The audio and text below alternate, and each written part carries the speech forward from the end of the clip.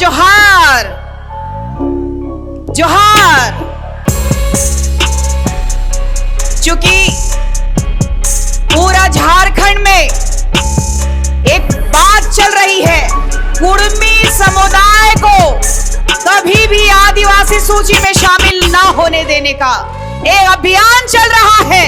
ये महारैली के माध्यम से, जन आक्रोश के माध्यम से, और साथ ही साथ धर्मांतरित ईसाइयों का अलगाव के लिए डिलिस्टिंग होने का इस राज्य सरकार से और केंद्र की सरकार से ये आदिवासी समुदाय एक मांग कर रही है।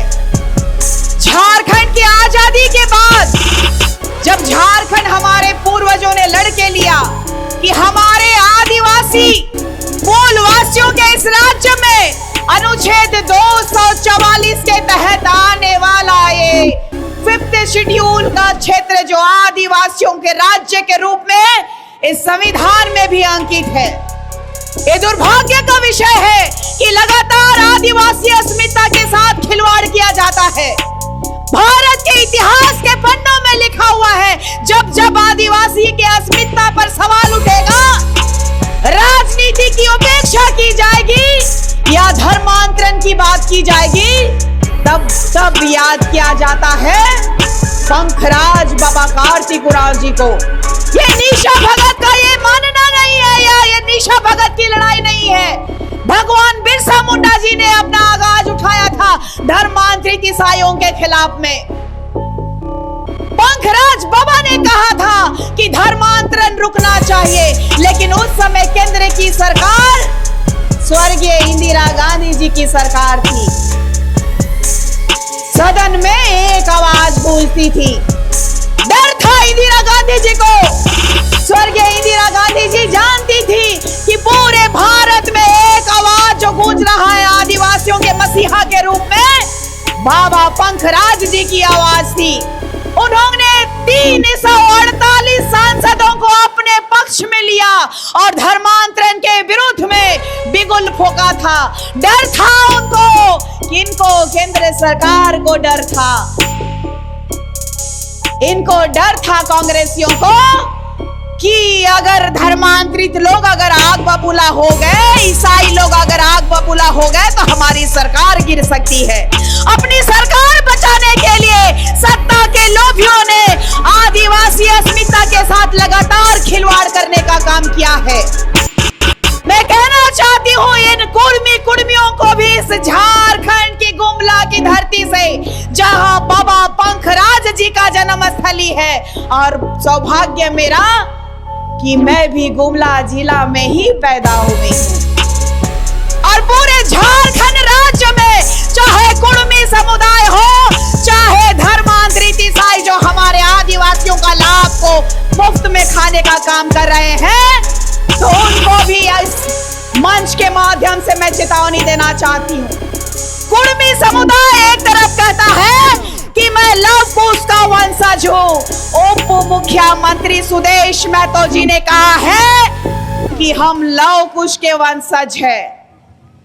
कुर्मी समुदाय के दिग्गज नेता राम टहल चौधरी जी ने कहा था, ये आजकल का लड़का लोग आया हुआ है, वो कहता है कि हम लोग कुर्मी हैं, हम आदिवासी हैं, लेकिन खतियान उठा के देख लो कुर्मियों का, कुर्मी लिखा हुआ है।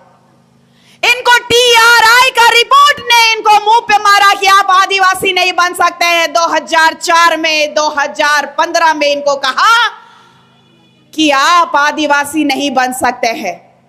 दुर्भाग्य का विषय है कि अभी हमारे सामाजिक अगुवा ने कहा था कि जब आदिवासी पैदा होता था और उनको कह दिया जाता था कि आदिवासी क्रिमिनल है। 1870 ईस्वी की बात है। 1870 ईस्वी में ना आदिवासियों के पास आरक्षण था, ना कोई ऐसा लाभ था जो आदिवासी समुदाय को इस सरकार के माध्यम से मिल सकती थी। आजादी से पहले भी और आजादी के बाद भी आदिवासी अस्मिता पे खतरा मंडराता रहा है। आदिवासियों ने पहले मुगलों से लड़ा, उसके बाद अंग्रेजों से लड़ा। आज ये दौर देखने को मिल रहा है कि जो आदिवासी बनना चाह रहे हैं उनसे हमें लड़ने को मौका मिल रहा है। ये दुर्भाग्य का विषय है हमारे लिए कि लगातार हमारे आरक्षणों का शोषण होता रहा है। अगर कुर्मी समुदाय के लोग अगर आदिवासी थे तो फिर ये गोली खाने के लिए क्यों फ्रंट लाइन पे नहीं आए? 1926 में इन लोगों ने, 1929 में, 1931 में इन लोगों ने अपने आप को क्षत्रिय कुर्मी महासभा करके अपने आप को क्षत्रिय का वंशज कहलाने के लिए उचित समझा। आज आरक्षण के लिए ये लोग लड़ाई मोड़ रहा है। आरक्षण के लोभी ये लोगों को हम चेताना चाहते हैं। मैंने कहा था आदिवासी पैदा होते हैं आदिवासी मां के कोख से, आदिवासी बना नहीं जाता है। और मैं उनको पुनः कहना चाहती हूं कि आदिवासी बनने का सपना छोड़ दीजिए। देख लीजिए कुर्मी आंदोलन में अभी हजारीबाग में जयराम बाबू गोल थे। इन्हीं लोगों ने, सुदेश महतो जी ने, और कम समय में अपनी राजनीति को चमकाने वाला कहता था कि बिहारी लोग को भगा, बिहारी भाषा नहीं चलता हूं। आज बिहार में जाकर के वो चुनाव प्रचार कर रहा है अपने से माला पहन के। ये दुख का विषय है कि लोगों को यहाँ पर भड़काने का काम किया। अमित महतो जो आज जेल में है, आपकी बेटी को जो गाली देता था, उसने बेल के लिए अप्लाई किया। लेकिन इन लोगों को शायद ये नहीं पता है कि देश का न्याय का मंदिर सुप्रीम कोर्ट ने भी 2010 में कहा है कि इस देश का मूल मालिक है तो ये आदिवासी है। इस देश का मालिक आदिवासी है। ये सुप्रीम कोर्ट जब कह रहा है तो यहाँ के नेताओं को मानने में क्या ही शर्म आ रहा है। दुर्भाग्य का विषय है कि संविधान को हमने बराबर माना है, संविधान को हमने पूजा है, माना है, लेकिन संविधान के भी रक्षक आज हमारे आदिवासी समुदाय के लिए भक्षक बने हुए हैं। आज ये गुमला की बेटी कह रही है तो इनको दर्द हो रहा है। आज बोल रहे हैं ईसाई समुदाय के लोग कि हम लोग भी तो आदिवासी मां के पेट से जन्म लिए हैं। कह रहा है ना, कहता है कि नहीं कहता है? लेकिन मैं आप लोगों को कहना चाहती हूं, आप लोगों को बरगलाया जा रहा है। जब लुकुर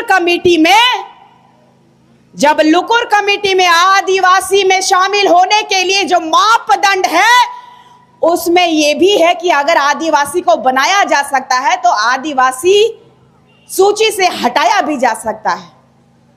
इस बात को समझना होगा आप लोगों को, क्योंकि आज तक हमें छला गया है, आज तक धोखा देते आए हैं लोग। मैं कह रही हूं कि इस झारखंड राज्य में अगर 81 विधानसभा सीट है, उस 81 विधानसभा सीट में 28 सीट हम आदिवासियों का 28 सीट है। हम आदिवासियों के 28 सीट में 10 धर्मांतरित ईसाइयों का कब्जा है। हम कहां कमजोर हुए, हमें कहां कमजोर किया गया कि आज हम देश के लिए, अपने राज्य के लिए प्रतिनिधित्व करने के लिए सक्षम नहीं है। कहां कमियां हो गई हैं? बाबा पंखराज ने बार बार कहा कि धर्मांतरण पे रोक लगना चाहिए। कांग्रेस ने 1961 में हमारा आदिवासी कॉलम को हटा दिया गया और कांग्रेस कहती है, आज महागठबंधन की सरकार कहती है कि हम आदिवासी हितैषी है। ये सिर्फ और सिर्फ ईसाई और कसाई की सरकार है। मैं कहती हूँ, ओपन चैलेंज करके कहती हूँ कि अगर आदिवासी रूढ़िवादी परंपरा को मानने वाले लोगों का अगर ये राज्य सरकार होता तो शायद हमारी बच्चियों का आज रेप करके लोग हत्या नहीं कर रहे होते। जबकि इस कानून में भी स्पेशल हमारे लिए अधिनियम बनाए गए हैं, हमारे लिए विशेष कानून बनाया गया है, लेकिन यहाँ कानून के रखवाले ही हमारा शोषण कर रहे हैं। ये दुर्भाग्य का विषय है कि आज भी ये गुमला जिला में कई गांवों में सड़कें नहीं बनी है, बिजली नहीं पहुंचा है। आज के झारखंड राज्य के आदिवासी बेटा, उनके पिता के देहांत के बाद उनके पिता भी इस झारखंड राज्य के माननीय पूर्व मुख्यमंत्री रहे। उनकी पत्नी विधायक है, उनका भाई विधायक है और उनके भाई की पत्नी भी विधायक रही। लोगों का कायाकल्प करते हैं, 10 दिन में वो बिजली लेके आते हैं, सड़क लेके आते हैं, तो 25 सालों में हमारे लोगों को क्यों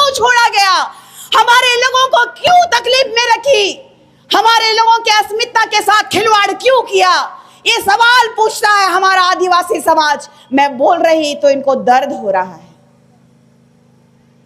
मैं कहना चाहती हूं आप लोगों को कि जो लोग अपने आप को बहुत चिल्ला चिल्ला के कह रहे हैं कि जाति के आधार पे हम आदिवासी है, जाति के आधार पे आदिवासी है, ये कांग्रेसियों का शुरू से ढर्रा रहा है। 1961 में हमारा कॉलम हटा दिया ये लोग आदिवासी का। जैसे ये लोग धर्मांतरण कर लिए हमारे आदिवासी रूढ़िवादी परंपरा को, जो वर्षों से हमारे पुरखों के द्वारा चलता आ रहा है। आज हमारे बच्चे जो यहाँ सब फ्रंट लाइन में बैठे हुए हैं, देख लीजिए, पढ़ लिख करके आज कई लोग जो है ईटा भट्टा चल जा रहे हैं, कई लोग दाई धंगरीन का काम करने के लिए चल जा रहे हैं। लेकिन ये सरकार जो है ठान ली है कि हमारे आदिवासी अस्मिता रूढ़िवादी परंपरा को मानने वाले लोगों को खत्म कर दिया जाएगा, क्योंकि आरक्षण ये लोग अच्छे से खा सके। मैं कहना चाहती हूं कि अगर ये पढ़े लिखे हैं, अगर धर्मांतरित ईसाइयों के द्वारा, धर्मांतरितों के द्वारा अगर हमारा आरक्षण ना लिया जाए तो शायद ये हमारे फ्रंट लाइन पे बैठे हुए बच्चे कोई ना कोई नौकरी कर रहे होते। आज हमें अंतिम पायदान में रखा गया है। जो वाकई इस देश के मालिक है उनको अंतिम पायदान में रखा गया है। आज अगर लुकुर कमेटी की बात कीजिएगा, मापदंड की बात कीजिएगा, तो अग्रिम पंक्ति में आता है उनका आदिम जनजाति का गुण होना चाहिए। वो आदिम जनजाति को छोड़ चुके हैं। आदि जनजाति का लोगों का जो परंपरा है, संस्कृति छोड़ चुके हैं। आप लुकुर कमेटी में भी फिट नहीं खाते हैं। आप यरूशलेम, आप जीजस, विदेशी का धर्म अपनाने वाले, विदेशी का चमचा लोग को मैंने कहा है कि हमार गांव में का कहे ना, जे दो रास्ता में चले नो मन के, जे गलत दूगो रक्षा में चले ना के का कहे ना, गाँव ने दोगला कहन कि नहीं कहन, कहे ना कि नहीं कहे ना। और हम कहा थियो इमन हम केस कर दे है। All India churches minority front के लोग ने केस किया। इन्होंने कहा कि निशा भगत जो है पवित्र बाइबल का अपमान कर रही है। फिर मैंने भी प्रेस कॉन्फ्रेंस किया और इन लोगों को बताया। ये लोग कहता है कि सरना धर्म कहां से आ गया जी? बाबा पंखराज ने ये केंद्रीय सरना समिति का गठन कब किया मालूम है? 1970 में किया। 1970 में किया। ये जानते हैं ईसाई, जानते हैं कि ये सरना धर्म को मानने वाले आदिवासी लोग हैं। ये लगातार हमारे सभ्यता, हमारी परंपरा पे प्रहार किए हैं। मैंने भी उन पे काउंटर केस किया कि हमारे सरना स्थल का वेदी को ये लोग लिखा है कि तोड़ दो, नष्ट कर दो, ताकि ये लोग पूजा पाठ नहीं कर सकता है। हमारे बूढ़ा महादेव को इन लोगों ने बलात्कारी कह दिया। इन लोगों की हिम्मत देखिए, ये लोग करे तो बहुत अच्छा। इस चर्च में जा जा के चंगाई कर कर के कहां कहां प्रलोभन दे के हमके कहे लायक है। गुमला में कहां पढ़ी थी? हम कहे उर्सुलाइन कॉन्वेंट में। तो उर्सुलाइन कॉन्वेंट में पढ़ हो तो पैसा नहीं लग का? फ्री में पढ़ाई देला। ईमन कहे ना जैत जैत जैत जैत करेला निशा भगत, तो जैत तो हेमन दिखाई देना। स्कूल में जबा तो 32वां सर्टिफिकेट खोजबे, कॉलेज में जबा तो 32वां सर्टिफिकेट खोजबे। अगर केकरो से दूसरा जात से शादी करे है तो ईमन 32वां दे देबे चर्च में। फादर के पाप स्वीकार करवाबे, एहे जब कर्म भी करबे, पाप भी स्वीकार करबे, फिर दूसरा पाप करे के लिए तैयार हो जाबे। हमार संस्कृति के बारे में कहबा तो एक एक के नहीं हिला के रख देबो, एक एक कर नस के हिला देबो। जे दोगला हो गेला, जे अपन समाज के नहीं रहला, जब अपन पुरखा कर बात के मान के नहीं रखे पारला, तो आज हमरे मन के प्रताड़ित करा था। एगो केस नहीं है निशा भगत में, 2 गो केस नहीं है निशा भगत में, 3 गो केस नहीं है निशा भगत में, 8 से ज्यादा केसेस है, 10 से ज्यादा केसेस है। लेकिन इन केसों से निशा भगत डरने वाली नहीं है। हम जो है आदिवासी बेटी है, ये हम प्रमाण दे चुके हैं। इमन कहत है कि शादी ब्याह कर ले है निशा भगत। हमार तो आदिवासी समाज में पतरी भात खाइला। शादी मतलब पतरी भात खाए है का? हमके जानला कि नहीं जानला। बहुत मन हमके छोट छोट बेरा सितर पोछते हुए देखा, बहुत मन कही है ई तो सितरा है कि बहुत पहले देख रहली, लेकिन आज जे है समाज ले काम बढ़िया करे लायक है, आज खुश होवत है, बढ़िया लागत है। काले कि समाज में जो लोग उठता है उनकी हत्या करा दी जाती है। इसका प्रमाण है मेरे पिता जो कि 2 बार गोली मारी गई, 1 बार भुजाली काट दिया गया, हमारा घर जला दिया गया था। ये धर्मांतरित लोगों को आज मिर्ची लग रही है और कह रहे हैं कि आरएसएस का दलाल है निशा भगत। तो तुम किसका दलाल हो? अंग्रेज लोग का। चरका अंग्रेज चल गया और करिया अंग्रेज छोड़ दिया यहां। तो ये बताइए हमको कि कौन सी राजनीति कर रहे हैं आप लोग? जो हमारा 28 सीट में से 10 सीट है, औकात है तो अपना जो समाज को मानते हो, अगर तुमको इतना ही प्यारा ईसाई समुदाय है तो ले जाओ ना भाई, छोड़ दो ना हमारा सीट। ये गुमला भी धर्मांतरित ईसाई है, यहाँ भूषण तिर्की भी 1 नंबर का दलाल है। हमारे समाज के लोगों को ये कभी नहीं बढ़ने देता है, कहता है कि मारो, और कहता है क्या, मैंने सुना है, मैंने देखा है, जब मैं चुनाव लड़ रही थी तो मुझे कहा कि देख लेंगे। हम बोले कि बढ़िया से अभी देख लो, बढ़िया से अभी देख लो, औकात है तो मेरा जड़ उखाड़ के देख लेना। हांदू भगत की बेटी है, वही हांदू भगत की जो अपना समाज के लिए कभी नहीं हिला।